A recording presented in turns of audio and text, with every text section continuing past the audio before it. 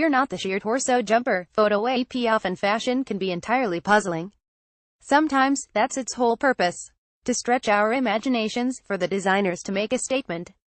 Occasionally fashion is the opposite of wearable or suitable for the commute. Think of the special pieces created for haute couture, or the work of Japanese avant-garde designer Rei Kawakubo. And just this week at New York Fashion Week, Marc Jacobs' pastiche of oversized outwear and fabulous turbans, a turban and overcoat. Look at Marc Jacobs' photo AP. So it's worth keeping that in mind when reflecting on a jumper by Calvin Klein that is currently befuddling the internet. This is what it looks like. It's a unisex piece that is completely sheer in the torso and yet has thick woolly sleeves.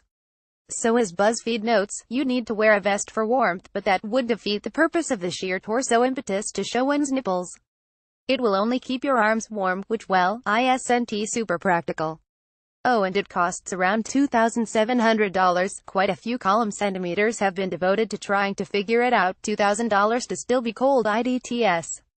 https t.cox head CB, Teen Vogue at Teen Vogue September 14, 2017. The jumper, do we call it that, or is it more? Sheer panel with woolly armbands was debuted as part of Raf Simons' first collection for Calvin Klein at New York Fashion Week in February and arrived in stores and online this week. According to BuzzFeed, it's already sold out in some places.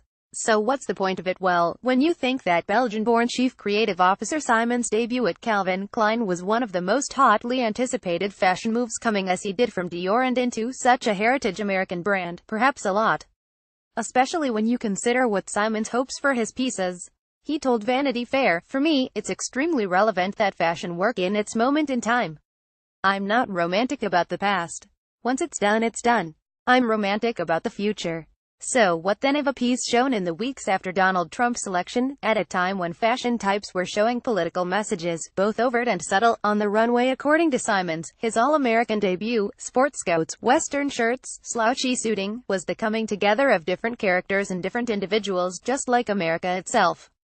Just this week, that view had turned a little nightmarish, with Simons showing dresses printed with Andy Warhol's car crash images and material that looked like body bags. The dream had turned dark. As Kathy Horan said of Simons' second collection, "Who wants to be confronted with our national obsession with trauma and disaster, in the form of a sweet dress whose pattern was less polka dot than bloody splatter, or the images of people on a shirt who may or may not have been, well, axe murderers, but I'd rather feel something at a fashion show than be numbed by gingham." So would most people. So back to that jumper. It was optimistic in a way, glass half full. It might be sunny, but best be prepared. It wasn't what we might have expected, and we definitely weren't billed by it. We're still not, even if mocking it.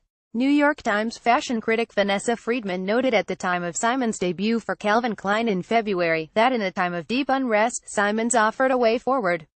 These were clothes that wore their concept lightly, sketching out an office melting pot of the mind without hesitation and making you think twice about your own preconceptions. It was about time. So maybe, probably, a jumper that wears its concept lightly isn't for everyone.